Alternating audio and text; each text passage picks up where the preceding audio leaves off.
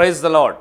ಕರ್ತನಲ್ಲಿ ಪ್ರೀತಿಯುಳ್ಳ ಆಸರೆ ಟಿವಿಯ ಎಲ್ಲ ವೀಕ್ಷಕ ವೃಂದದವರಿಗೆ ಪ್ರಭು ರಕ್ಷಕನೂ ಆದ ಯೇಸು ಕ್ರಿಸ್ತನ ಮಧುರ ನಾಮದಲ್ಲಿ 7 ಸಭೆಗಳು ಎಂಬ ಈ ಕಾರ್ಯಕ್ರಮಕ್ಕೆ ಪ್ರೀತಿಯಿಂದ ಸ್ವಾಗತಿಸುತ್ತೇನೆ.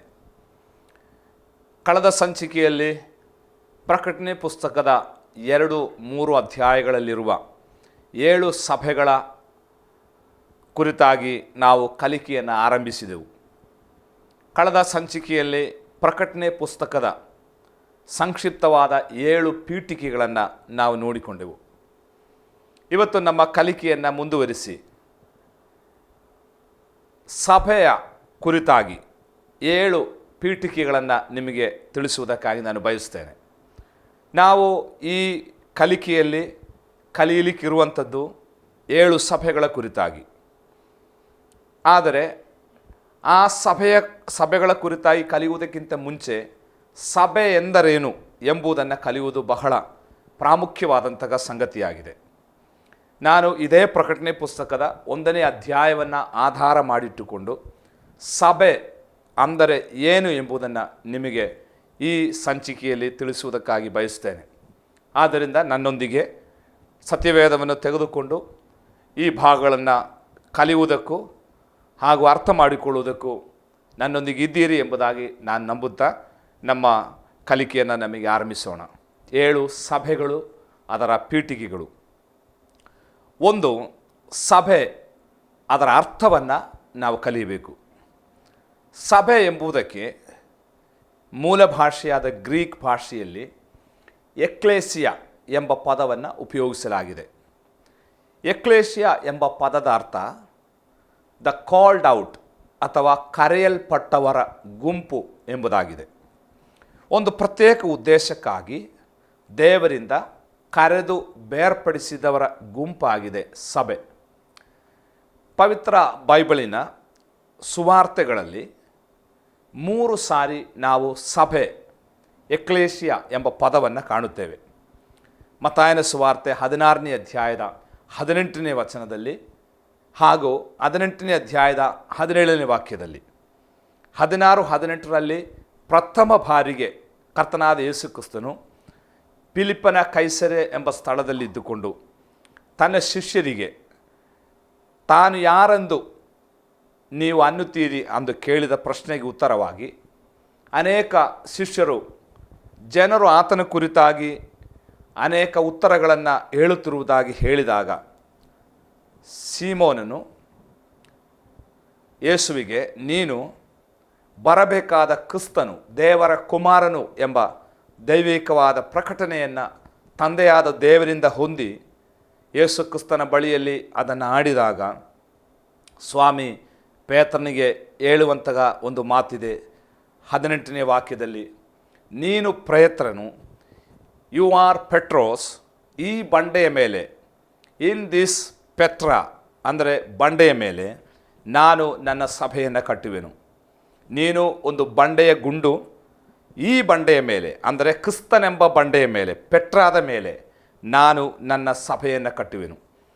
ಸಭೆ ಎಂಬ ಪದ ಮೊಟ್ಟ ಮೊದಲ ಬಾರಿ ಹೊಸ ಒಡಂಬಡಿಕೆಯಲ್ಲಿ ಕಾಣುವುದು 16-18ರಲ್ಲಿ. ಆಮೇಲೆ ನಾವು 18ನೇ ಅಧ್ಯಾಯಕ್ಕೆ ಬರುವಾಗ ಸಭೆಯ ನಡವಳಿಕೆಯ ಕುರಿತಾಗಿ, ಸಭೆ ಅನುಸರಿಸಬೇಕಾದ ಕೆಲವು ನಿಯಮಗಳ ಕುರಿತಾಗಿ ಸ್ವಾಮಿ ಮಾತನಾಡಿದಾಗ 18ನೇ ಅಧ್ಯಾಯದ 17ನೇ ವಾಕ್ಯದಲ್ಲಿ 2 ಸಾರಿ ಸಭೆ ಎಂಬ ಪದವನ್ನು ಸ್ವಾಮಿ ಉಪಯೋಗಿಸಿರುವುದಾಗಿ ನಾವು ನೋಡುತ್ತೇವೆ. ಹಾಗೆ ಹೊಸ ಒಡಂಬಡಿಕೆಯ ಸುವಾರ್ತೆಗಳಲ್ಲಿ ಚರ್ಚ್ ಅಥವಾ ಎಕ್ಲೇಸಿಯಾ ಎಂಬ ಪದವನ್ನು ನಾವು 3 ಸಾರಿ ಕಾಣುತ್ತೇವೆ. ಆದರೆ ಹೊಸ ಒಡಂಬಡಿಕೆ ಪೂರ್ತಿ ಕಲಿಯುವುದಾದರೆ 114ಕ್ಕಿಂತಲೂ ಹೆಚ್ಚು ಸಾರಿ ನಾವು ಎಕ್ಲೇಸಿಯಾ ಅಥವಾ ಸಭೆ ಎಂಬ ಪದವನ್ನು ಕಾಣುವುದಕ್ಕೆ ಸಾಧ್ಯ. ಅಂದರೆ ಸಭೆ ಅಂದರೆ ಕರೆಯಲ್ಪಟ್ಟವರ, ಯೇಸು ಕ್ರಿಸ್ತನ ರಕ್ತದಿಂದ ವಿಮೋಚಿಸಲ್ಪಟ್ಟು ತನ್ನ ಸಾಕ್ಷಿಗಾಗಿ ಈ ಲೋಕದಲ್ಲಿ ಬೇರ್ಪಡಿಸಲಾದವರ ಒಂದು ಗುಂಪಾಗಿದೆ ಸಭೆ. ಸಭೆಗೆ ಹೊಸ ಒಡಂಬಡಿಕೆಯಲ್ಲಿ ಗ್ರೀಕ್ ಭಾಷೆಯಲ್ಲಿ ಕುರಿಯಾಕೋಸ್ ಎಂಬ ಪದವನ್ನು ಸಹ ಉಪಯೋಗಿಸಲಾಗಿದೆ. ಕುರಿಯಾಕೋಸ್ ಎಂಬ ಪದದ ಅರ್ಥ ಕರ್ತನವರು, ಅಸೆಂಬ್ಲಿ ಎಂಬುದಕ್ಕಾಗಿ ಈ ಪದವನ್ನು ಉಪಯೋಗಿಸುತ್ತಿರುವುದಾಗಿ ನಾವು ನೋಡುತ್ತಾ ಇದ್ದೇವೆ. ಎಕ್ಲೇಸಿಯಾ ಅಥವಾ ಕುರಿಯಾಕೋಸ್ ಎಂಬ ಪದವೇ ಸಭೆ ಅಥವಾ ಚರ್ಚ್ ಎಂಬುದಕ್ಕೆ ಮೂಲ ಭಾಷೆಯಾದ ಗ್ರೀಕ್ನಲ್ಲಿ ಉಪಯೋಗಿಸಲಾಗಿರುವ ಎರಡು ಪದಗಳು. ನಾವು ಇಲ್ಲಿ ಅರ್ಥ ಮಾಡಿಕೊಳ್ಳಬೇಕಾದ ಅನೇಕ ಆತ್ಮಿಕ ಸತ್ಯಗಳಿದೆ. ಹಳೆ ಒಡಂಬಡಿಕೆಯಲ್ಲಿ ಸಭೆ ಎಂಬಂತಹ ಪದ ನಮಗೆ ಕಾಣುವುದಿಲ್ಲ. ಕಾರಣ, ಹಳೆ ಒಡಂಬಡಿಕೆಯಲ್ಲಿ ಸಭೆ ಒಂದು ಮರ್ಮ ಅಥವಾ ರಹಸ್ಯವಾಗಿತ್ತು. ಹಳೆ ಒಡಂಬಡಿಕೆಯಲ್ಲಿ ಸಭೆ ಪ್ರಕಟಗೊಂಡಿರಲಿಲ್ಲ. ಯೇಸು ಕ್ರಿಸ್ತನು ಈ ಭೂಮಿಗೆ ಬಂದು ದೇವರ ಸಭೆಯನ್ನು ನಮಗೆ ಪ್ರಕಟಿಸಿರುವುದಾಗಿ ನಾವು ನೋಡುತ್ತೇವೆ. ಮತ್ತಾಯನ ಸುವಾರ್ತೆ 16:18 ಮೊದಲ ಬಾರಿಗೆ ಯೇಸು ಕ್ರಿಸ್ತನು ಸಭೆ ಎಂಬ ಪದವನ್ನು ಉಪಯೋಗಿಸಿ ಅಲ್ಲಿ ಸಭೆಗೆ ಒಂದು ಆರಂಭವನ್ನು ಮಾಡುತ್ತಿರುವುದಾಗಿ ನಾವು ನೋಡ್ತಾ ಇದ್ದೇವೆ. ನಾವು ಮತ್ತಾಯನ ಸುವಾರ್ತೆ 16ನೇ ಅಧ್ಯಾಯದ 18ನೇ ವಚನದಲ್ಲಿ ಸಾರ್ವತ್ರಿಕ ಸಭೆಯ ಒಂದು ಚಿತ್ರಣವನ್ನು ಕಾಣುತ್ತೇವೆ, ಯೂನಿವರ್ಸಲ್ ಚರ್ಚ್. 18ನೇ ಅಧ್ಯಾಯದಲ್ಲಿ ಲೋಕಲ್ ಚರ್ಚಿನ ಒಂದು ಚಿತ್ರಣವನ್ನು ಕಾಣುತ್ತೇವೆ. ಸಭೆಯನ್ನು ನಾವು ಎರಡು ರೀತಿಯಾಗಿ ವಿಂಗಡಿಸಬಹುದು. ಒಂದು ಸಾರ್ವತ್ರಿಕ ಸಭೆ, ಮತ್ತೊಂದು ಲೋಕಲ್ ಅಥವಾ ಪ್ರಾದೇಶಿಕ ಸಭೆ, universal church and local church. ಸಾರ್ವತ್ರಿಕ ಸಭೆ ಅಂದರೆ ಯೇಸು ಕ್ರಿಸ್ತನ ರಕ್ತದಿಂದ ವಿಮೋಚಿಸಲ್ಪಟ್ಟು ಲೋಕದ ವಿವಿಧ ಸ್ಥಳಗಳಲ್ಲಿ ಚೆದರಿರುವ ಎಲ್ಲ ದೇವಜನರು ಸಾರ್ವತ್ರಿಕ ಸಭೆಯ ಸದಸ್ಯರುಗಳಾಗಿದ್ದಾರೆ. ಆದರೆ ಲೋಕಲ್ ಚರ್ಚ್ ಎಂಬುವಂಥದ್ದು ಯೇಸು ಕ್ರಿಸ್ತನ ರಕ್ತದಿಂದ ವಿಮೋಚಿಸಲ್ಪಟ್ಟ ದೇವರ ಮಕ್ಕಳು ಯಾವುದಾದರೂ ಒಂದು ಪ್ರಾದೇಶಿಕ ಸಭೆಯ ಸದಸ್ಯತ್ವವನ್ನು ಪಡೆಯುವಂತಹ ಸಭೆಯನ್ನು ಲೋಕಲ್ ಚರ್ಚ್ ಅಥವಾ ಪ್ರಾದೇಶಿಕ ಸಭೆ ಎಂಬುದಾಗಿ ನಾವು ಕಲಿಯುತ್ತೇವೆ. ನಾವು ಯೂನಿವರ್ಸಲ್ ಅಥವಾ ಸಾರ್ವತ್ರಿಕ ಸಭೆಯ ಸದಸ್ಯರಾಗಿರುವಾಗಲೇ ನಾವು ಪ್ರಾದೇಶಿಕ ಸಭೆಯ ಸದಸ್ಯರಾಗಿರಬೇಕು. ಅನೇಕರು ಹೇಳುತ್ತಾರೆ, ನಾನು ಸಾರ್ವತ್ರಿಕ ಸಭೆಯ ಸದಸ್ಯನು ಎಂಬುದಾಗಿ. ಅದು ಖಂಡಿತ ತಪ್ಪು. ನಾವು ಸಾರ್ವತ್ರಿಕ ಸಭೆಯ ಸದಸ್ಯರಾಗಿರುವಾಗಲೇ ಯಾವುದಾದರೂ ಒಂದು ಪ್ರಾದೇಶಿಕ ಲೋಕಲ್ ಚರ್ಚಿನ ಸದಸ್ಯರಾಗಿರಲೇಬೇಕು. ಯಾಕೆಂದರೆ ಪ್ರಾದೇಶಿಕ ಸಭೆಗಳ ಮೂಲಕವಾಗಿ ಮಾತ್ರವೇ ಕ್ರಿಸ್ತನಿಗೆ ತನ್ನನ್ನು ಇತರರಿಗೆ ಅಥವಾ ಲೋಕಕ್ಕೆ ಪ್ರಕಟಿಸುವುದಕ್ಕೆ ಸಾಧ್ಯ. ಆ ಪ್ರಾದೇಶಿಕ ಸಭೆಯ ಒಂದು ಅಂಗ ಅಥವಾ ಸದಸ್ಯನು ನಾನಾಗುವಾಗ ನನ್ನ ಮೂಲಕ ಕ್ರಿಸ್ತನು ಪ್ರಕಟಿಸುವುದಕ್ಕಾಗಿ ಬಯಸುತ್ತಾನೆ. ಆದ್ದರಿಂದ ಒಂದು ಪ್ರಾದೇಶಿಕ ಸಭೆ ಪ್ರತಿಯೊಬ್ಬ ದೇವರ ಮಗನಿಗೂ ಬಹಳ ಅಗತ್ಯವಾದದ್ದು ಎಂಬುದು ನಾವು ಗಮನಿಸಬೇಕು.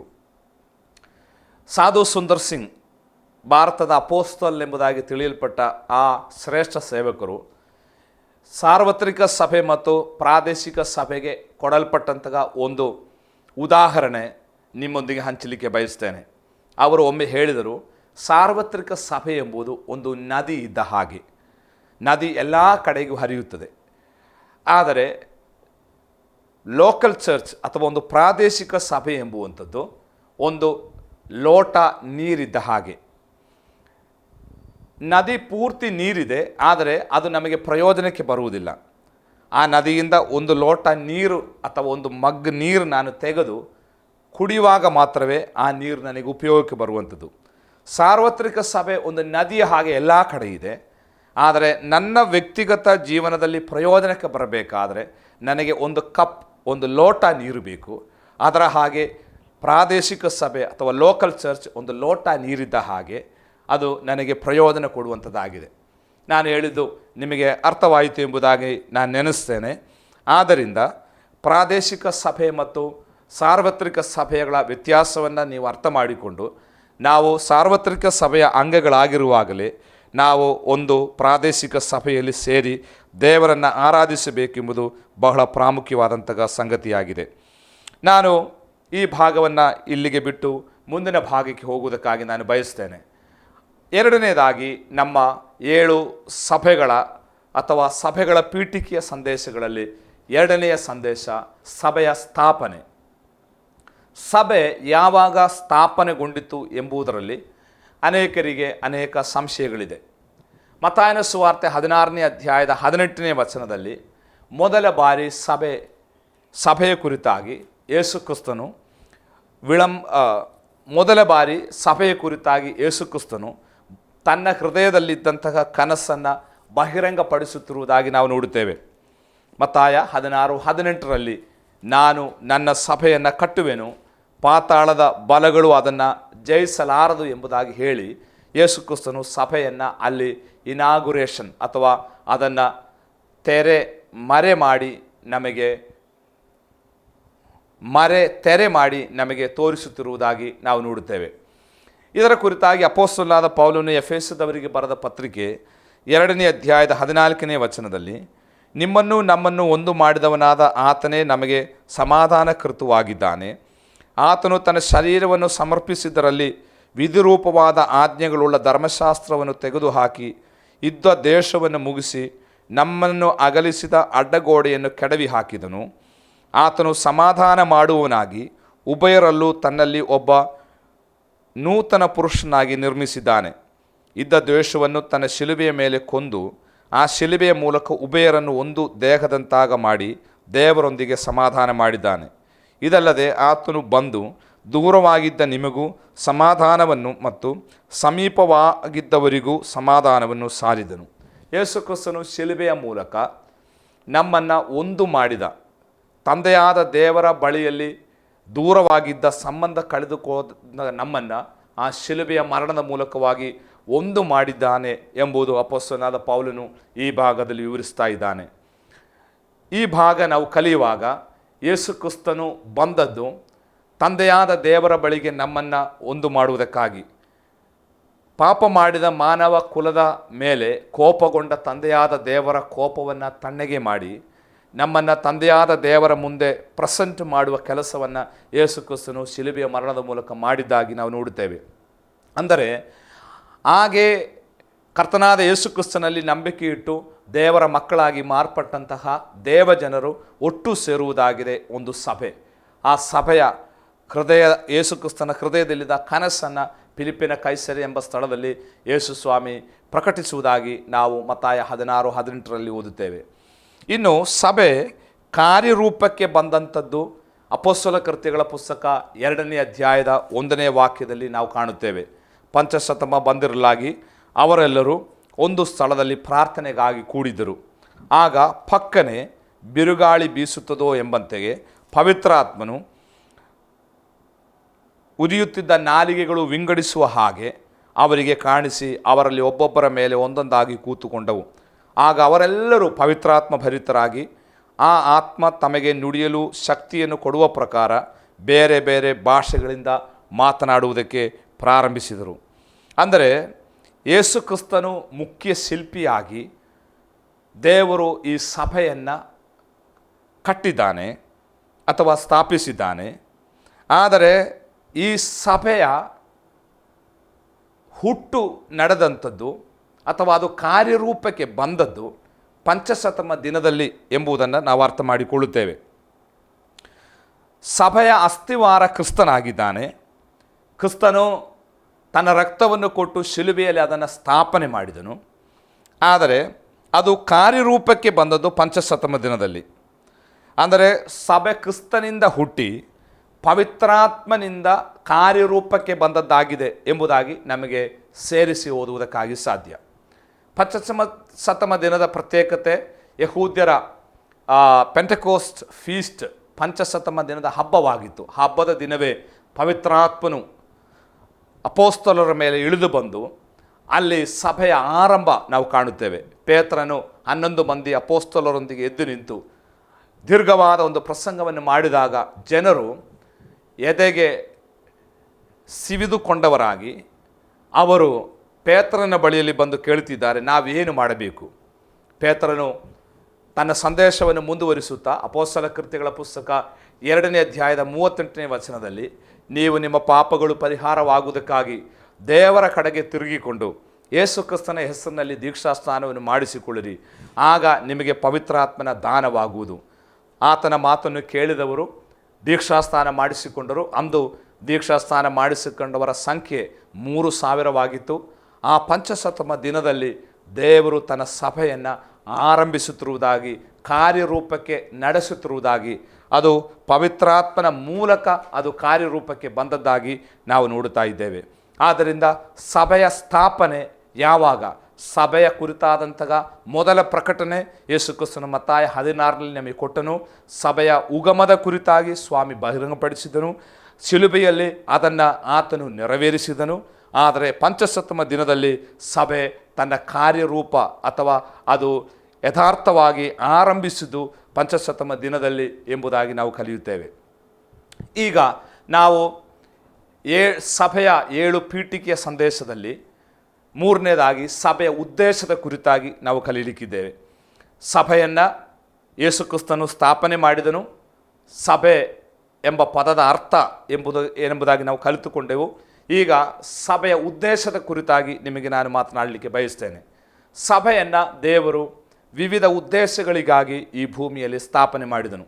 ದೇವರು ಉದ್ದೇಶವಿಲ್ಲದೆ ಯಾವ ಕಾರ್ಯವನ್ನು ಮಾಡುವಾತನಲ್ಲ. ಆತನು ಮಾಡುವಂತಹ ಪ್ರತಿಯೊಂದು ಕೃತ್ಯಗಳಿಗೂ ಒಂದೊಂದು ಉದ್ದೇಶವಿದೆ. 2 ಉದ್ದೇಶವನ್ನು ನಾನು ಈ ತರಗತಿಯಲ್ಲಿ ನಿಮಗೆ ತಿಳಿಸ್ತೇನೆ. ಒಂದನೇದಾಗಿ ಸಭೆಯನ್ನು ಬೆಳಕಾಗುವುದಕ್ಕಾಗಿ, ಲೋಕವನ್ನು ಬೆಳಗುವುದಕ್ಕಾಗಿ ಯೇಸು ಸ್ವಾಮಿ ಸ್ಥಾಪನೆ ಮಾಡಿದ್ದಾನೆ. 2 ಸಭೆ ಈ ಭೂಮಿಯಲ್ಲಿ ಕ್ರಿಸ್ತನ ಸಾಕ್ಷಿ ಆಗುವುದಕ್ಕಾಗಿ ಸಭೆಯನ್ನು ಸ್ಥಾಪನೆ ಮಾಡಲಾಗಿದೆ. ನಾವು ಪ್ರಕಟಣೆ ಪುಸ್ತಕದ ಆಧಾರದಲ್ಲಿ ಈ ಸಂಗತಿಯನ್ನು ಕಲಿಯೋಣ. ಪ್ರಕಟಣೆ ಪುಸ್ತಕ 1ನೇ ಅಧ್ಯಾಯದ 20ನೇ ವಚನದಲ್ಲಿ ಸಭೆಯನ್ನು ದೀಪಸ್ತಂಭಕ್ಕೆ ಹೋಲಿಸಿ ಬರೆದಿರುವುದಾಗಿ ನಾವು ಕಾಣುತ್ತೇವೆ. ಸಭೆಯನ್ನು ದೀಪಸ್ತಂಭಕ್ಕೆ ಹೋಲಿಸಲಾಗಿದೆ. ನನ್ನ ಬಲಗೈಯಲ್ಲಿ ನೀನು ಕಂಡ 7 ನಕ್ಷತ್ರಗಳ ಮತ್ತು 7 ಚಿನ್ನದ ದೀಪಸ್ತಂಭಗಳ ಗೂಢಾರ್ಥವನ್ನು ವಿವರಿಸ್ತೇನೆ. ಆ 7 ನಕ್ಷತ್ರಗಳು ಅಂದರೆ ಆ 7 ಸಭೆಗಳ ದೂತರು, ಆ 7 ದೀಪಸ್ತಂಭಗಳು ಅಂದರೆ ಆ 7 ಸಭೆಗಳು. ಅಂದರೆ ಸಭೆಯನ್ನು ದೀಪಸ್ತಂಭಕ್ಕೆ ಹೋಲಿಸಿ ನಾವು ಕಲಿಯುತ್ತೇವೆ. ದೀಪಸ್ತಂಭವನ್ನು ಉಪಯೋಗಿಸುವಂಥದ್ದು ಬೆಳಗುವುದಕ್ಕಾಗಿ, ಬೆಳಕು ಕೊಡುವುದಕ್ಕಾಗಿ. ದೀಪಸ್ತಂಭವನ್ನು ಅಲಂಕಾರಕ್ಕಾಗಿ ಅಲ್ಲ, ದೀಪಸ್ತಂಭವನ್ನು ಬೆಳಕು ಕೊಡುವುದಕ್ಕಾಗಿ ನಾವು ಉಪಯೋಗಿಸ್ತೇವೆ. ನಮ್ಮ ಮನೆಗಳ ಶೋಕೇಸ್ಗಳಲ್ಲಿ ಅನೇಕ ಅಲಂಕಾರಿಕ ವಸ್ತುಗಳನ್ನು ನಾವು ಇಡ್ತೇವೆ. ಅದರಲ್ಲಿಯೂ ಸಹ ಹಿಂದಿನ ಕಾಲದಲ್ಲಿ ಬಳಸ್ತಿದ್ದ ದೀಪಗಳನ್ನು ನಾವು, ಅದರ ರೂಪಗಳನ್ನು ನಾವು ಇಡುತ್ತೇವೆ. ಅದು ಒಂದು ಅಲಂಕಾರಕ್ಕಾಗಿ. ಆದರೆ ನಿಜವಾದ ದೀಪವನ್ನು ಅಲಂಕಾರಕ್ಕಾಗಿ ಎಲ್ಲ ನಾವು ಉಪಯೋಗಿಸುವಂಥದ್ದು, ಅದು ಬೆಳಕು ಕೊಡುವುದಕ್ಕಾಗಿ. ಸಭೆಯನ್ನು ಯೇಸು ಕ್ರಿಸ್ತನು ತನ್ನ ರಕ್ತ ಕೊಟ್ಟು ಸಂಪಾದನೆ ಮಾಡಿ ಲೋಕದಲ್ಲಿ ಸ್ಥಾಪಿಸಿರುವುದು ಸಭೆ ಲೋಕಕ್ಕೆ ಒಂದು ಅಲಂಕಾರಕ್ಕಾಗಿ ಅಲ್ಲ, ಸಭೆ ಲೋಕಕ್ಕೆ ಬೆಳಕು ಕೊಡುವುದಕ್ಕೆ ಎಂಬುದನ್ನು ನಾವು ಅರ್ಥ ಮಾಡಿಕೊಳ್ಳಬೇಕು. ಸಭೆಯ ಪ್ರಾಥಮಿಕ ಮತ್ತು ಮುಖ್ಯವಾದ ಕರ್ತವ್ಯ, ಸಭೆಯ ಉದ್ದೇಶ ಬೆಳಕು ಕೊಡುವಂಥದ್ದಾಗಿದೆ. ದೇವದರ್ಶನ ಗುಡಾರವನ್ನು ನಾವು ಕಲಿಯುವುದಾದರೆ, ದೇವದರ್ಶನ ಗುಡಾರದಲ್ಲಿ 7 ಉಪಕರಣಗಳಿದ್ದದ್ದಾಗಿ ನಾವು ನೋಡುತ್ತೇವೆ. ಫರ್ನಿಚರ್ಸ್ ಇದ್ದದ್ದಾಗಿ ನಾವು ನೋಡುತ್ತೇವೆ. ಅದರಲ್ಲಿ ಅಂಗಳದಲ್ಲಿ, ಅಂದರೆ ದೇವಾಲಯದ ಪ್ರಾರಂಭದ ಭಾಗವಾಗಿದೆ ಅಂಗಳ, ಕೋರ್ಟಿಯಾರ್ಡ್. ಈ ಕೋರ್ಟಿಯಾರ್ಡ್ನಲ್ಲಿ 2 ಉಪಕರಣಗಳಿದೆ. ಒಂದು ಯಜ್ಞವೇದಿ. ಮೊದಲು ಒಬ್ಬ ಮನುಷ್ಯನು ದೇವದರ್ಶನ ಗುಡಾರಕ್ಕೆ ಸಮೀಪಿಸುವಾಗ ಅವನ ಕಣ್ಣಿಗೆ ಮೊದಲು ಕಾಣುವಂಥದ್ದು ಯಜ್ಞವೇದಿಯಾಗಿದೆ. ಪಾಪ ಪರಿಹಾರದ ಸೂಚನೆಯಾದಂತಹ ಯಜ್ಞವೇದಿ. ಅಂದರೆ ಒಬ್ಬ ಮನುಷ್ಯನು ದೇವರ ಬಳಿಗೆ ಪ್ರವೇಶಿಸಬೇಕಾದರೆ ಮೊದಲು ಅವನ ಪಾಪ ಪರಿಹಾರ ಮತ್ತು ರಕ್ಷಣೆಯ ಅನುಭವವನ್ನು ಅದು ಸೂಚಿಸುವಂಥದ್ದಾಗಿದೆ. ಹೀಗೆ ಯಜ್ಞವೇದಿಯನ್ನು ದಾಟಿ ಮುಂದಕ್ಕೆ ಬರುವಾಗ ಅಲ್ಲಿ ತಾಮ್ರದ ಗಂಗಾಳ, ಅಂದರೆ ತೊಳೆಯಲ್ಪಡುವ ದೀಕ್ಷಾಸ್ಥಾನಕ್ಕೆ ಹೋಲಿಕೆಯಾದ ತಾಮ್ರದ ಗಂಗಾಳ ನಾವಲ್ಲಿ ಕಾಣ್ತೇವೆ. ಯಾಜಕ ಸೇವೆ ಮಾಡುವಂತಹ ಯಾಜಕರ ಶರೀರದಲ್ಲಿ ಆಗಿರತಕ್ಕಂತಹ ರಕ್ತದ ಕಲೆಗಳನ್ನು ಮತ್ತು ಮಲಿನತೆಗಳನ್ನು ತೊಳೆಯುವುದಕ್ಕಾಗಿ ಸಮುದ್ರದ ತೊಟ್ಟಿಯೋ ಎಂಬಂತೆ ಒಂದು ದೊಡ್ಡ ತೊಟ್ಟಿ ಅಲ್ಲಿ ಇಡಲ್ಪಟ್ಟಿದೆ. ಅದರಲ್ಲಿ ಧಾರಾಳವಾದ ನೀರು ಇರುತ್ತದೆ. ಆ ನೀರಿನಲ್ಲಿ ತೊಳೆದು ಅವರು ತಮ್ಮ ಶುದ್ಧೀಕರಣದ ಕರ್ಮವನ್ನು ನೆರವೇರಿಸ್ತಾರೆ. ಈ 2 ಉಪಕರಣಗಳು ಅಂಗಳದಲ್ಲಿ. ಆಮೇಲೆ ಒಬ್ಬನು ಮುಂದಕ್ಕೆ ಬರುವಾಗ ಅದು ಸಾಮಾನ್ಯವಾಗಿ ಜನರಿಗೆ ಪ್ರವೇಶಿಸುವುದಕ್ಕೆ ತಡೆಯಾಗಿತ್ತು. ಯಾಜಕ ಸೇವೆ ಮಾಡುವ ಯಾಜಕರು ಎರಡನೇದಾಗಿ ಪ್ರವೇಶಿಸುವಂತಹ ಸ್ಥಳವಾಗಿದೆ ಪವಿತ್ರ ಸ್ಥಳ.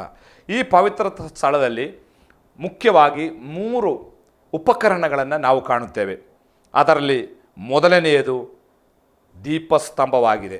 ದೀಪಸ್ತಂಭ ಹಾಗೂ ರೊಟ್ಟಿಯ ಮೇಜು ಹಾಗೂ ಧೂಪವೇದಿ, ಈ 3 ಸಂಗತಿಗಳು ಪರಿಶುದ್ಧ ಸ್ಥಳದಲ್ಲಿದೆ. ಪರಿಶುದ್ಧ ಸ್ಥಳ ಮತ್ತು ಅತಿ ಪರಿಶುದ್ಧ ಸ್ಥಳವನ್ನು ಒಳಗೊಂಡಂತಹ ದೇವದರ್ಶನ ಗುಡಾರದ 2ನೇ ಭಾಗ, ಅನೇಕ ತೆರೆಗಳಿಂದ ಮರೆ ಮಾಡಲ್ಪಟ್ಟದ್ದಾಗಿತ್ತು. ಅದು ಹೊರಗಿನವರಿಗೆ ಕಾಣುವುದಕ್ಕೆ ಸಾಧ್ಯವಾಗಿಲ್ಲ. ಅಂಗಳ ಮಾತ್ರ ಅದು ಪಬ್ಲಿಕ್ ಆಗಿತ್ತು. ಆದರೆ ಗುಡಾರ ಎಂಬುದಾಗಿ ಕರೆಯುವಂಥದ್ದು ಪರಿಶುದ್ಧ ಸ್ಥಳ ಮತ್ತು ಅತಿ ಪರಿಶುದ್ಧ ಸ್ಥಳವನ್ನು ಒಳಗೊಂಡಂತಹ ಭಾಗ, ಅದು ಕವರಿಂಗ್ ಆಗಿತ್ತು. ಆದ್ದರಿಂದ ಸ್ವಾಭಾವಿಕವಾಗಿ ಅದರೊಳಗೆ ಕತ್ತಲಿತ್ತು. ಆ ಪರಿಶುದ್ಧ ಸ್ಥಳದ ಕತ್ತಲನ್ನು ನಿವಾರಿಸುವುದಕ್ಕಾಗಿ ಅಲ್ಲಿ ಮೋಶೆಗೆ ದೇವರು ಕೊಟ್ಟ ಕ್ರಮದ ಪ್ರಕಾರ ದೀಪಸ್ತಂಭವು ಇಡಲಾಗಿತ್ತು. ದೀಪಸ್ತಂಭವು ಯಾವಾಗಲೂ ಉರಿಯಬೇಕೆಂಬುದು ದೇವರ ನಿಯಮವಾಗಿತ್ತು.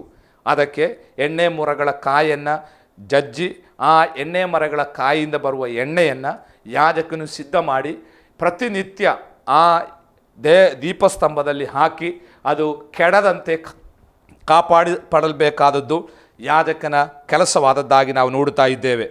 ಅದು ಯಾವಾಗಲೂ ನಿರಂತರ ಉರಿಯುತ್ತಿರಬೇಕು. ಅದಕ್ಕೆ ಎಣ್ಣೆ ಅವಶ್ಯಕವಾಗಿದೆ. ನಾವು ನಿರಂತರ ಉರಿಯುವರಾಗಬೇಕಾದರೆ, ನಿರಂತರ ಪ್ರಕಾಶ ಕೊಡುವರಾಗಬೇಕಾದರೆ ನಮ್ಮಲ್ಲಿ ಎಣ್ಣೆಯ ಅವಶ್ಯಕತೆ ನಾವು ಕಾಣುತ್ತೇವೆ. ಎಣ್ಣೆ ಪವಿತ್ರ ಬೈಬಲ್ನಲ್ಲಿ ಪವಿತ್ರಾತ್ಮನಿಗೆ ಹೋಲಿಕೆಯಾಗಿದೆ. ಒಂದು ಉದಾಹರಣೆಗೆ ಮತ್ತಾಯನ ಬರೆದ ಸುವಾರ್ತೆ 25ನೇ ಅಧ್ಯಾಯದಲ್ಲಿ ಮದಲಿಂಗನನ್ನು ಎದುರುಗೊಳ್ಳುವುದಕ್ಕೆ ಹೊರಟ 10 ಕನ್ನಿಕೆಯರ ಉದಾಹರಣೆಯಲ್ಲಿ ಅನೇಕ ಸಾಮ್ಯತೆಗಳನ್ನು ನಾವು ಕಾಣುತ್ತೇವೆ. ಅವರು 10 ಮಂದಿಯೂ ಕನ್ನಿಕೆಯರು, 10 ಮಂದಿಯೂ ಮದಲಿಂಗನನ್ನು ಎದುರುಗೊಳ್ಳುವುದಕ್ಕಾಗಿ ಹೊರಟವರು. 10 ಮಂದಿಯ ಉದ್ದೇಶ ಒಂದೇ ಆಗಿದೆ. 10 ಮಂದಿಯೂ ಮದಲಿಂಗನಿಗಾಗಿ ಕಾಯುತ್ತಾ ಇದ್ದರು. 10 ಮಂದಿಯೂ ನಿದ್ದೆ ಹೋದರು. ಮದಲಿಂಗನು ಬಂದಾಗ 10 ಮಂದಿಯೂ ಎಚ್ಚರಗೊಂಡರು. 10 ಮಂದಿಯೂ ದೀಪವನ್ನು ಬೆಳಗಿದರು. ಆದರೆ ಅಲ್ಲಿ ಒಂದು ವ್ಯತ್ಯಾಸ, ಬುದ್ಧಿಯುಳ್ಳ ಕನ್ನಿಕೆಯರಿಗಿರುವಂಥದ್ದು, ಅವರ ದೀಪದಲ್ಲಿ ಎಣ್ಣೆ ಇತ್ತು. ಇವರ ದೀಪದ ಎಣ್ಣೆ ಕಡಿಮೆಯಾಗಿ ಅದು ಅದರ ಬತ್ತಿ ನಂದುವುದಕ್ಕೆ ಆರಂಭಿಸಿತು. ಆಗ ಬುದ್ಧಿ ಇಲ್ಲದವರು ಬುದ್ಧಿ ಇರುವ ಕನ್ನಿಕೆಯರಿಗೆ, ನಮಗೂ ನಿಮ್ಮ ಎಣ್ಣೆಗಳಲ್ಲಿ ಸ್ವಲ್ಪ ಕೊಡಿರಿ ಎಂಬುದಾಗಿ ಹೇಳಿದನು. ಆವಾಗ ಬುದ್ಧಿಯುಳ್ಳ ಕನ್ನಿಕೆಯರು ಬುದ್ಧಿಯಿಂದ ಮಾತನಾಡಿದರು. ಅವರು ಹೇಳಿದ್ದು, ನಾವು ನಿಮಗೆ ಕೊಟ್ಟರೆ ನಿಮಗೂ ಇಲ್ಲದೆ ಆಗುತ್ತದೆ. ಆದ್ದರಿಂದ ನೀವು ಅಂಗಡಿಗಳಿಗೆ ಹೋಗಿ ಕೊಂಡುಕೊಳ್ಳಿರಿ ಎಂಬುದಾಗಿ ಹೇಳಿದರು. ಆದ್ದರಿಂದ ಅವರು ಹೊರಟ ಸಮಯದಲ್ಲಿ ಮದಲಿಂಗನು ಪ್ರವೇಶಿಸಿದರು. ಉರಿಯುತ್ತಿದ್ದ ಎಣ್ಣೆಗಳಿದ್ದ ಆ 5 ಮಂದಿ ಬುದ್ಧಿಯುಳ್ಳ ಕನ್ನಿಕೆಯರೊಂದಿಗೆ ಆತನು ಮನೆಯೊಳಗೆ ಪ್ರವೇಶಿಸಿ ಕದ ಹಾಕಿದನು. ಅವರು ಎಣ್ಣೆ ತೆಗೆದುಕೊಂಡು ಬಂದಾಗ ಮದಲಿಂಗನು ತೆರೆಯಲಿಲ್ಲ. ಕದ ತಟ್ಟಿಯೂ ತೆರೆಯದೆ, ನಾನು ನಿಮ್ಮನ್ನು ಅರಿಯನು ಎಂಬುದಾಗಿ ಹೇಳಿದ್ದಾಗಿ ನಾವು ನೋಡುತ್ತೇವೆ. ನಾನು ಈ ಭಾಗವನ್ನು ಇಲ್ಲಿ ಉದ್ಧರಿಸುವುದಕ್ಕೆ ಕಾರಣ, ಅನೇಕ ಸಾರಿ ನಾವೆಲ್ಲರೂ ಕರ್ತನನ್ನು ಎದುರುಗೊಳ್ಳುವಂತಹ ಮೊದಲಗಿತ್ತಿಯರ ಹಾಗೆ ಎಲ್ಲ ಸಾಮ್ಯತೆಗಳು ನಮಗೂ ಸಹ ಇರಬಹುದು, ಲಕ್ಷಣಗಳಿರಬಹುದು. ಆದರೆ ಎಣ್ಣೆ ಅದು ಹೊರಗಡೆ ಕಾಣುವಂಥದ್ದಲ್ಲ, ಒಂದು ದೀಪದ ಒಳಗಡೆ ಆಗಿದೆ ಎಣ್ಣೆ. ಆದ್ದರಿಂದ ಯಾರಲ್ಲಿ ಎಣ್ಣೆ ಇದೆ, ಯಾರಲ್ಲಿ ಎಣ್ಣೆ ಇಲ್ಲ ಎಂಬುವಂಥದ್ದು ಹೊರಗಡೆ ಕಾಣಲ್ಪಡದೆ ಇರುವುದರಿಂದ ಸ್ವಾಭಾವಿಕವಾಗಿ ನಾವೆಲ್ಲರನ್ನ ದೇವರ ಮಕ್ಕಳಾಗಿ ನಾವು ಅಂಗೀಕಾರ ಮಾಡಿಕೊಳ್ಳುತ್ತೇವೆ. ಆದರೆ ಅಂತರಂಗಗಳನ್ನು ನೋಡುವಂತಹ ದೇವರಿಗೆ ಮಾತ್ರ ಗೊತ್ತು ಯಾರ ಒಳಗಡೆ ಎಣ್ಣೆ ಇದೆ ಎಂಬುದಾಗಿ. ಎಣ್ಣೆ ಮಾತ್ರ ಒಳಗಡೆ, ಅದು ಯಾರಿಗೂ ಕಾಣಿಸುವಂಥದ್ದಲ್ಲ. ಆದ್ದರಿಂದ ಪ್ರತಿ ದಿವಸ ಎಣ್ಣೆ ಉಳ್ಳವರಾಗಿ ನಾವು ಜೀವಿಸಬೇಕು, ಪವಿತ್ರಾತ್ಮನಿಂದ ತುಂಬಲ್ಪಟ್ಟವರಾಗಿ. ಎಫೆಸ ಪತ್ರಿಕೆ 5:18 ಅಪೊಸ್ತಲನಾದ ಪೌಲನು ಹೇಳುತ್ತಾ ಇದ್ದಾನೆ, being filled with the holy spirit. ನೀವು ಪ್ರತಿ ದಿವಸ ಪವಿತ್ರಾತ್ಮನಿಂದ ತುಂಬಲ್ಪಡುವವರಾಗಿರಿ. ತುಂಬಲ್ಪಡಬೇಕು, ತುಂಬಲ್ಪಡುತ್ತಾ ಇರಬೇಕು. ಹಾಗೇ ಜೀವಿಸುವಾಗ ಮಾತ್ರವೇ ಕರ್ತನಾದ ಯೇಸು ಕ್ರಿಸ್ತನ ಬರೋಣದಲ್ಲಿ ಒಯ್ಯಲ್ಪಡಲಿಕ್ಕೆ ಸಾಧ್ಯ. ಯಾಕೆ ಈ ಎಣ್ಣೆಯನ್ನು ಕೊಡಲಾಗಿದೆ? ಎಣ್ಣೆ ಸುಮ್ಮನೆ ಅಲ್ಲಿ ಕುಣಿದಾಡುವುದಕ್ಕೂ, ಅನ್ಯ ಭಾಷೆ ಹೇಳಿ ಅಲ್ಲಿ ಸುಮ್ಮನೆ ಅಲ್ಲಿ ನಮ್ಮ ಭಾವನೆಗಳನ್ನು ವ್ಯಕ್ತಪಡಿಸುವುದಕ್ಕಾಗಿ ಅಲ್ಲ. ಈ ಎಣ್ಣೆ ಪವಿತ್ರಾತ್ಮನ ಕೊಡಲ್ಪಟ್ಟಿದ್ದು. ಎಣ್ಣೆ ಇರುವುದರಿಂದಲೇ ದೀಪಕ್ಕೆ ಪ್ರಕಾಶಿಸುವುದಕ್ಕೆ ಸಾಧ್ಯ. ಪವಿತ್ರಾತ್ಮನನ್ನು ನಮಗೆ ದೇವರು ಕೊಟ್ಟಿರುವಂಥದ್ದು ಕತ್ತಲು ತುಂಬಿದ ಈ ಲೋಕದಲ್ಲಿ ಬೆಳಕನ್ನು ಕೊಡುವುದಕ್ಕೋಸ್ಕರವಾಗಿದೆ. ಆದ್ದರಿಂದ ಪವಿತ್ರಾತ್ಮನ ಅಭಿಷೇಕವುಳ್ಳವರು ಬೆಳಕಾಗಿ ಪ್ರಜ್ವಲಿಸುವರಾಗಿದ್ದಾರೆ. ಕತ್ತಲೆ ತುಂಬಿದ ಲೋಕದಲ್ಲಿ ಅವರು ಅನೇಕರಿಗೆ ಬೆಳಕಾಗಿ ಮಾರ್ಪಡುತ್ತಾರೆ. ಸಭೆಯ ಉದ್ದೇಶ ಲೋಕಕ್ಕೆ ಬೆಳಕನ್ನು ಕೊಡುವುದಕ್ಕಾಗಿ. ನಮ್ಮನ್ನು ದೇವರು ಕರೆದಿರುವ ಉದ್ದೇಶ ಕತ್ತಲು ತುಂಬಿದ ಈ ಲೋಕವನ್ನು ಬೆಳಗುವುದಕ್ಕಾಗಿ. ಆದ್ದರಿಂದ ನನ್ನನ್ನು ಕೇಳುವಂತಹ ಪ್ರಿಯ ಪ್ರೇಕ್ಷಕರಿಗೆ ನನಗೆ ಹೇಳುವಂಥದ್ದು, ನೀವೊಬ್ಬ ಕ್ರೈಸ್ತ ವಿಶ್ವಾಸಿ ಆಗಿರುವುದಾದರೆ, ದೇವರು ನಿನ್ನನ್ನು ಆ ರಕ್ತ ಕೊಟ್ಟು ಸಂಪಾದಿಸಿ ದೇವರ ಮಗನಾಗಿ ಮಗಳಾಗಿ ಮಾಡುವುದರ ದೈವಿಕ ಉದ್ದೇಶ ನೀನು ಲೋಕಕ್ಕೆ ಬೆಳಕಾಗಬೇಕೆಂಬುದಾಗಿದೆ. ಬೆಳಕಿಗೆ ಮಾತ್ರವೇ ಕತ್ತಲೆಯನ್ನು ನೀಗಿಸುವುದಕ್ಕೆ ಸಾಧ್ಯ. ಆದ್ದರಿಂದ ದೇವರ ವಾಕ್ಯದಲ್ಲಿ 119ನೇ ಕೀರ್ತನೆ 105ನೇ ವಚನದಲ್ಲಿ, ನಿನ್ನ ವಾಕ್ಯವು ನನ್ನ ಕಾಲಿಗೆ ದೀಪವು, ನನ್ನ ಪಾದಕ್ಕೆ ಪ್ರಕಾಶವೂ ಆಗಿದೆ. ಕತ್ತಲು ತುಂಬಿದ ಈ ಲೋಕದಲ್ಲಿ ದೇವರ ವಾಕ್ಯ ನಮಗೆ ಬೆಳಕಾಗಿದೆ. ನಾವು ದೇವರ ವಾಕ್ಯವನ್ನು ಇತರರಿಗೆ ತಿಳಿಸುವಾಗ ಕತ್ತಲು ತುಂಬಿದ ಲೋಕದಲ್ಲಿ ಅವರು ಸಹ ಬೆಳಕಿನಲ್ಲಿ ನಡೆಯುವರಾಗಿ ಮಾರ್ಪಡುತ್ತಾರೆ. ಹಳೆ ಒಡಂಬಡಿಕೆಯಲ್ಲಿ ಬೆಳಕು ದೇವರ ವಾಕ್ಯವಾಗಿದ್ದಾಗ, ಹೊಸ ಒಡಂಬಡಿಕೆಯಲ್ಲಿ ಬೆಳಕು ದೇವರ ವಾಕ್ಯವಲ್ಲ. ಹೊಸ ಒಡಂಬಡಿಕೆಯಲ್ಲಿ ಬೆಳಕು ಯೇಸು ಕ್ರಿಸ್ತನಾಗಿದ್ದಾನೆ. ನಾನು ಯೋಹಾನ ಸುವಾರ್ತೆ 1ನೇ ಅಧ್ಯಾಯದಿಂದ ಆ ಭಾಗವನ್ನು ನಿಮಗೆ ತೋರಿಸಿ ಮುಕ್ತಾಯಗೊಳಿಸಲಿಕ್ಕೆ ಬಯಸುತ್ತೇನೆ. ಯೋಹಾನ ಸುವಾರ್ತೆ 1ನೇ ಅಧ್ಯಾಯಕ್ಕೆ ನಾವು ಬರುವಾಗ, ಯೋಹಾನನು ಯೇಸು ಕ್ರಿಸ್ತನನ್ನು ಬೆಳಕಾಗಿ ಚಿತ್ರೀಕರಿಸಿ ಬರೆಯುತ್ತಿದ್ದಾನೆ.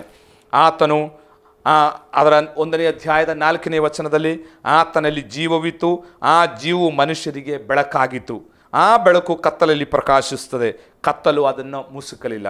ಯೇಸು ಕ್ರಿಸ್ತನ ಕುರಿತಾಗಿ ಆತನಲ್ಲಿ ಜೀವವಿತ್ತು, ಆ ಜೀವ ಬೆಳಕಾಗಿತ್ತು. ಹಳೆ ಒಡಂಬಡಿಕೆಯಲ್ಲಿ ವಾಕ್ಯ ಬೆಳಕಾಗಿತ್ತು, ಹೊಸ ಒಡಂಬಡಿಕೆಯಲ್ಲಿ ಯೇಸು ಕ್ರಿಸ್ತನು ಬೆಳಕಾಗಿದ್ದಾನೆ. ಅಂದರೆ ಯೇಸು ಕ್ರಿಸ್ತನಲ್ಲಿ ಜೀವವಿತ್ತು, ಆ ಜೀವವೇ ಬೆಳಕಾಗಿತ್ತು. ಯೇಸು ಕ್ರಿಸ್ತನ ಬೆಳಕು ಯೇಸು ಕ್ರಿಸ್ತನ ಜೀವವಾಗಿತ್ತು, ಜೀವಿತವಾಗಿತ್ತು. ಅಂದರೆ ನಮ್ಮ ಬೆಳಕು ನಮ್ಮ ಜೀವಿತವಾಗಿದೆ. ಯೇಸು ಕ್ರಿಸ್ತನನ್ನು ಸ್ವೀಕಾರ ಮಾಡಿಕೊಂಡು ಯೇಸು ಕ್ರಿಸ್ತನ ಪಾದದಲ್ಲಿ ನಡೆಯುವಂತಹ ಯೇಸು ಕ್ರಿಸ್ತನ ಸ್ವಭಾವವನ್ನು ನಾವು ಪ್ರತಿಬಿಂಬಿಸುವಾಗ ನಮ್ಮಲ್ಲಿ ಆ ಜೀವ ಬರುತ್ತದೆ. ಆ ಜೀವಿತ ಉಳ್ಳವರಾಗುವಾಗಲೇ ನಾವು ಬೆಳಕಾಗಲಿಕ್ಕೆ ಸಾಧ್ಯ. ನಮ್ಮ ಮಾತುಗಳಲ್ಲ ಲೋಕಕ್ಕೆ ಬೆಳಕು, ನಮ್ಮ ಜೀವನವಾಗಿದೆ ಬೆಳಕು. ಇವತ್ತು ಮಾತಿಗೆ ಕಡಿಮೆ ಇಲ್ಲ, ಸಂದೇಶಗಳಿಗೆ ಕಡಿಮೆ ಇಲ್ಲ, ಪ್ರಚಾರಗಳಿಗೆ ಕಡಿಮೆ ಇಲ್ಲ. ಆದರೆ ಯಾರು ಈ ಬೆಳಕಿನ ಕಡೆಗೆ ಆಕರ್ಷಿಸದೇ ಇರಲಿಕ್ಕೆ ಕಾರಣ, ಯೇಸು ಕ್ರಿಸ್ತನಿಗೂ ನಮಗಿರುವ ವ್ಯತ್ಯಾಸ. ಯೇಸು ಕ್ರಿಸ್ತನು ಕೇವಲ ಮಾತಿನಲ್ಲಿ ಅಲ್ಲ, ಯೇಸು ಕ್ರಿಸ್ತನ ಜೀವನ ಬೆಳಕಾಗಿತ್ತು. ಯೋಹಾನ ಹೇಳ್ತಾ ಇದ್ದಾನೆ, ಆತನಲ್ಲಿ ಜೀವವಿತ್ತು, ಆ ಜೀವ ಬೆಳಕಾಗಿತ್ತು. ಅಂದರೆ ನಮ್ಮ ಜೀವಿತ ಬೆಳಕಾಗಿ ಮಾರ್ಪಡಬೇಕು. ಆವಾಗ ಮಾತ್ರವೇ ಅನೇಕರು ಕ್ರಿಸ್ತನನ್ನು ಕಂಡುಕೊಳ್ಳುವುದಕ್ಕೆ ಸಾಧ್ಯ. ಆದ್ದರಿಂದ ನಮ್ಮನ್ನು ದೇವರು ಕರೆದಿರುವುದರ ಪ್ರಾಥಮಿಕ ಉದ್ದೇಶ ಲೋಕಕ್ಕೆ ಬೆಳಕು ಕೊಡುವುದಕ್ಕೆ. ಎರಡನೇದಾಗಿ ಅಪೊಸ್ತಲ ಕೃತ್ಯಗಳ ಪುಸ್ತಕ 1ನೇ ಅಧ್ಯಾಯದ 8ನೇ ವಾಕ್ಯದಲ್ಲಿ ಯೇಸು ಸ್ವಾಮಿ ಪವಿತ್ರಾತ್ಮನ ಕುರಿತಾಗಿ ಕೊನೆಯದಾಗಿ ಮಾತನಾಡಿದ ಭಾಗವಾಗಿದೆ. ಯೇಸು ಕ್ರಿಸ್ತನು ಪವಿತ್ರಾತ್ಮನ ಬಗ್ಗೆ ಮಾತನಾಡಿದ ಮೊದಲ ಭಾಗ ನಜರೇತಿನ ಸಭಾಮಂದಿರದ ತನ್ನ ಮೊದಲ ಸಂದೇಶದಲ್ಲಿ. ಯೇಸು ಕ್ರಿಸ್ತನ ಮೊದಲ ಸಂದೇಶ ಪವಿತ್ರಾತ್ಮನ ಕುರಿತಾಗಿತ್ತು. ಯೇಸು ಕ್ರಿಸ್ತನ ಕಡೆಯ ಸಂದೇಶ ಪವಿತ್ರಾತ್ಮನ ಕುರಿತಾಗಿತ್ತು. 1ನೇ ಅಧ್ಯಾಯ 9ನೇ ವಚನದಲ್ಲಿ, ಈ ಮಾತುಗಳನ್ನು ಹೇಳಿದ ಬಳಿಕ ಯೇಸು ಅವರ ಮಧ್ಯದಿಂದ ಪರಲೋಕಕ್ಕೆ ಒಯ್ಯಲ್ಪಟ್ಟನು. ಈ ಮಾತುಗಳನ್ನು ಹೇಳಿದ ನಂತರ, ಹಾಗಾದರೆ ಯೇಸು ಸ್ವಾಮಿ ಕೊನೆಯದಾಗಿ ಹೇಳಿದ ಮಾತು ಯಾವುದು? 1ನೇ ಅಧ್ಯಾಯದ 8ನೇ ವಚನ, ಆದರೆ ಪವಿತ್ರಾತ್ಮ ನಿಮ್ಮ ಮೇಲೆ ಬರಲು ನೀವು ಬಲವನ್ನು ಹೊಂದಿ ಯೆರೂಸಲೇಮಿನಲ್ಲಿಯೂ ಎಲ್ಲ ಯೂದಾಯ ಸಮರ್ಯ ಸೀಮೆಗಳಲ್ಲಿಯೂ ಭೂಲೋಕದ ಕಟ್ಟ ಕಡೆಯವರೆಗೂ ನನಗೆ ಸಾಕ್ಷಿಗಳಾಗಿರಬೇಕು. ಪವಿತ್ರಾತ್ಮನು ನಮ್ಮಲ್ಲಿ ಬರುವಾಗ ನಾವು ಭೂಮಿಯ ಕಟ್ಟ ಕಡೆಯವರೆಗೆ ಯೇಸು ಕ್ರಿಸ್ತನ ಜೀವವುಳ್ಳ ಸಾಕ್ಷಿಗಳಾಗಿ ಮಾರ್ಪಡುತ್ತೇವೆ. ಆದಿಸಭೆಯ ಚರಿತ್ರೆ ಕಲಿಯುವಾಗ ಅನೇಕರು ರಕ್ತ ಸಾಕ್ಷಿಗಳಾದರು. ಆದರೆ ಇವತ್ತು ನಾವು ಜೀವವುಳ್ಳ ಸಾಕ್ಷಿಗಳಾಗಬೇಕು. ಒಂದೋ ನಾವು ರಕ್ತ ಸಾಕ್ಷಿಗಳಾಗಬೇಕು ಅಥವಾ ಜೀವವುಳ್ಳ ಸಾಕ್ಷಿಗಳಾಗಿ ಜೀವಿಸಬೇಕು. ಇದು ದೇವರು ನಮ್ಮ ಕುರಿತಾಗಿ ಬಯಸುವಂತಹ ಸಂಗತಿ. ಆದ್ದರಿಂದ ದೇವರ ಸಭೆಯನ್ನು ಈ ಭೂಮಿಯಲ್ಲಿ ದೇವರು ಸ್ಥಾಪಿಸುವುದಕ್ಕೆ 2 ಉದ್ದೇಶ. ಒಂದು ಬೆಳಕು ಕೊಡುವುದಕ್ಕೆ, 2 ಸಾಕ್ಷಿಗಳಾಗುವುದಕ್ಕಾಗಿ. ಇಲ್ಲಿ ಸಭೆಯನ್ನು ದೀಪಸ್ತಂಭಕ್ಕೆ ಹೋಲಿಸಿರುವುದಕ್ಕೆ ಕಾರಣ, ದೀಪಸ್ತಂಭದ ಕೆಲಸ ಅದು ಪ್ರಕಾಶ ಕೊಡುವಂಥದ್ದಾಗಿದೆ. ನಾನು ನನ್ನ ಈ ಕಲಿಕೆಯನ್ನು ಇಲ್ಲಿಗೆ ಮುಕ್ತಾಯಗೊಳಿಸುವುದಕ್ಕೆ ಬಯಸ್ತೇನೆ. 7 ಪೀಠಿಕೆಯ ಸಂದೇಶದಲ್ಲಿ ಸಭೆ ಎಂಬುದರ ಕುರಿತು 7 ಪೀಠಿಕೆಯ ಸಂದೇಶದ ಅಡಿಯಲ್ಲಿ ನಾನು 3 ಸಂಗತಿಗಳನ್ನು ನಿಮಗೆ ಹೇಳಿದೆನು. ಒಂದು, ಸಭೆಯ ಅರ್ಥ. ಅದು ಎಕ್ಲೇಶಿಯಾ ಮತ್ತು ಕುರಿಯಾಕೋಸ್ ಎಂಬ ಮೂಲ ಪದಗಳಿಂದ ಬಂದಿದೆ. ಕರೆಯಲ್ಪಟ್ಟವರ ಗುಂಪು. 2 ರೀತಿಯ ಸಭೆ ಇದೆ. ಒಂದು ಸಾರ್ವತ್ರಿಕ ಸಭೆ, ಇನ್ನೊಂದು ಪ್ರಾದೇಶಿಕ ಸಭೆ. ನಾವು ಸಾರ್ವತ್ರಿಕ ಸಭೆ ಸದಸ್ಯರಾಗಿರುವಾಗಲೇ ನಾವು ಒಂದೊಂದು ಪ್ರಾದೇಶಿಕ ಸಭೆಯಲ್ಲಿ ಸದಸ್ಯರಾಗಿರಬೇಕು. ಎರಡನೇದಾಗಿ ಸಭೆಯ ಸ್ಥಾಪನೆಯ ಅಥವಾ ಸ್ಥಾಪಕನ ಕುರಿತಾಗಿ ನಾನು ಹೇಳಿದೆ. ಯೇಸು ಕ್ರಿಸ್ತನು ಇದನ್ನು ಮೊದಲು ನಮಗೆ ಬಹಿರಂಗಪಡಿಸುವುದು ಮತ್ತಾಯ 16:18ರಲ್ಲಿ. ಆಮೇಲೆ ಶಿಲುಬೆಯ ಮೇಲೆ ಪ್ರಾಣ ಕೊಟ್ಟು ಈ ಸಭೆಯನ್ನು ಆತನು ಆರಂಭಿಸಿದನು. ಆದರೆ ಅದು ಕಾರ್ಯರೂಪಕ್ಕೆ ಬಂದದ್ದು ಪಂಚಶತಮ ದಿನದಲ್ಲಿ ಅಪೊಸ್ತಲ ಕೃತ್ಯಗಳ ಪುಸ್ತಕ 2:1ರಲ್ಲಿ. ಮೂರನೇದಾಗಿ ನಾನು ಹೇಳಿದ್ದು ಸಭೆಯ ಉದ್ದೇಶದ ಕುರಿತಾಗಿ. ಸಭೆಗೆ 2 ಪ್ರಾಥಮಿಕ ಉದ್ದೇಶಗಳು. ಒಂದು, ಸಭೆ ಬೆಳಕಾಗುವುದಕ್ಕಾಗಿ, ಇನ್ನೊಂದು ಸಭೆ ಸಾಕ್ಷಿಯಾಗುವುದಕ್ಕಾಗಿ. ಇನ್ನು 4 ಪೀಠಿಕೆಯ ಸಂದೇಶಗಳು ಉಳಿದಿದೆ. ಬರುವ ಸಂಚಿಕೆಯಲ್ಲಿ ನಾನು ಅದನ್ನು ಮುಂದುವರಿಸಲಿಕ್ಕೆ ಬಯಸ್ತೇನೆ. ತಪ್ಪದೆ ನೀವು ವೀಕ್ಷಿಸಿ. ಲೋಕಕ್ಕೆ ಬೆಳಕಾಗಿ, ಲೋಕಕ್ಕೆ ಸಾಕ್ಷಿಯಾಗಿ, ಕ್ರಿಸ್ತನು ನಮ್ಮ ಮೂಲಕ ಬಯಸುವಂತಹ ಎಲ್ಲ ಸಂಗತಿಗಳನ್ನು ಅದರ ಪೂರ್ಣತೆಯಲ್ಲಿ ಮಾಡಿ, ಕ್ರಿಸ್ತನ ಬರೋಣದಲ್ಲಿ ಆತನೊಂದಿಗೆ ಒಯ್ಯಲ್ಪಟ್ಟು ಆತನ ಮುಂದೆ ಸಾಕ್ಷಿಗಳಾಗಿ ನಿಲ್ಲುವುದಕ್ಕೆ, ಆತನ ಮುಂದೆ ಧೈರ್ಯ ಸಮೇತರಾಗಿ ನಿಲ್ಲುವುದಕ್ಕೆ, ಸ್ವಾಮಿ ನನಗೆ ಕೊಟ್ಟ ಸೇವೆಯನ್ನು, ನನಗೆ ಕೊಟ್ಟ ಜೀವಿತವನ್ನು ನಿನಗಾಗಿ ನಾನು ಮಾಡಿ ಮುಗಿಸುನು ಎಂಬ ಆ ಧೈರ್ಯದೊಡನೆ ಹೇಳುವುದಕ್ಕೆ ಕರ್ತನು ನಮಗೆ ಕೃಪೆ ಮಾಡಲಿ ಎಂಬುದಾಗಿ ಪ್ರಾರ್ಥಿಸುತ್ತಾ, ಈ ವಾಕ್ಯವನ್ನು ಕೇಳಿ ಕಲಿತಂತಗ ನೀವು ಇದನ್ನು ಜೀವಿತದಲ್ಲಿ ಪ್ರಾಯೋಗಿಕಕ್ಕೆ ನಡೆಸುವುದಕ್ಕೆ ಶ್ರಮಿಸಿರಿ. ಅದಕ್ಕಾಗಿ ಕರ್ತನು ಸಹಾಯ ಮಾಡಲಿ. ನನಗಾಗಿಯೂ ಆಸರೆ ಟಿವಿಯ ಕಾರ್ಯಕ್ರಮಗಳಿಗಾಗಿ ಪ್ರಾರ್ಥನೆ ಮಾಡಿರಿ. ಈ ಸಂದೇಶ ಅನೇಕರಿಗೆ ತಲುಪುವುದಕ್ಕಾಗಿ ನೀವು ಸಹ ನಮ್ಮೊಂದಿಗೆ ಕೈ ಜೋಡಿಸಿರಿ. ಪ್ರಾರ್ಥನೆಯಲ್ಲಿ ನೆನಪು ಮಾಡಿಕೊಳ್ಳೋಣ. Until God bless you. ಆ ತನಕ ದೇವರು ನಮ್ಮನ್ನು ಕಾಪಾಡಲಿ. God bless you.